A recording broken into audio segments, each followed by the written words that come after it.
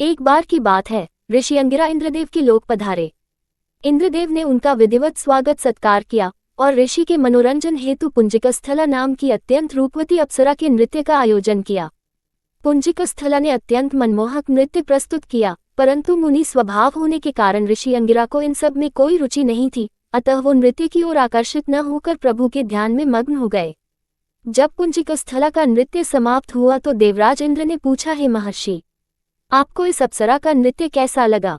इस पर ऋषि अंगिरा ने उत्तर दिया, हे देवराज, मुनि स्वभाव होने के कारण मेरी नृत्य या भोग विलास में कोई रुचि नहीं है, इस कारण मैंने इस अप्सरा के नृत्य पर तनिक भी ध्यान नहीं दिया, अतः मैं इसकी प्रस्तुति के बारे में कुछ नहीं कह सकता। ऋषि अंगिरा के द्वारा अपनी प्रशंसा न सुनकर पुंजिकस्थला उन पर क्रोधित हो उठी। इस पर ऋषि ने श्राप देकर कहा, हे पुंजिकस्थला, तू जिस रूप एवं सौंदर्य पर अभिमान करती है वो नष्ट हो जाएगा और तेरा अगला जन्म बंदरिया के रूप में होगा। मुनि का श्राप सुनकर पुंजिकस्थला को अपनी भूल का आभास हुआ। वो उनके चरणों में गिरकर गिड़गिड़ाने लगी और क्षमा याचना करने लगी। इस पर मुनि ने कहा, इस श्राप का प्रभाव तभी समाप्त होगा जब तुझे संतान की प्राप्ति होगी। इसके पश्चात पुंजिकस्थला ने वानरराज कुंज की बेटी अंजना के रूप में जन्म लिया। अंजना का विवाह कपिराज केसरी से हुआ। इसके पश्चात अंजना वन में रहकर पुत्र प्राप्ति के लिए तपस्या करने लगी।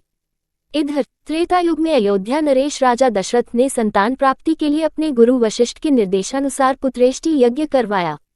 यह यज्ञ श्रृंगी ऋषि द्वारा संपन्न कराई गई। यज्ञ की पूर्णाहुति होने के पश्चात यज्ञ कुंड से अग्निदेव प्रकट हुए और राजा दशरथ को एक खीर का पात्र देते हुए बोले, राजन, ये खीर आप अपनी रानियों को खिला देना। अवध नरेश ने वो खीर अपनी तीनों रानियों में बराबर बांट दिया।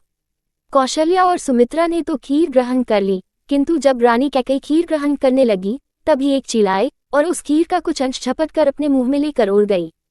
जब वो चील संतान प्राप्ति के लिए तपस्या कर रही अंजना माता के आश्रम के ऊपर से उड़ रही थी, तब अंजना आसमान की ओर मुख करके कुछ देख रही थी। उनका मुख खुला होने के कारण खीर का कुछ हिस्सा उनके मुंह में आ गिरा। ये बात जब उन्होंने अपने पति वानरराज केसरी को बताई तो उन्होंने कहा, हे प्रिय, इसे भगवान शिव का प्रसाद मानकर ग्रहण कर लो। पति की बात मानकर अंजना ने वो खीर ग्रहण कर लिया और इसके फलस्वरूप वो कुछ ही समय में गर्भवती हो गई और उनके गर्भ से अत्यंत बलशाली व तीव्र बुद्धि वाले केसरी नंदन हनुमान जी का जन्म हुआ।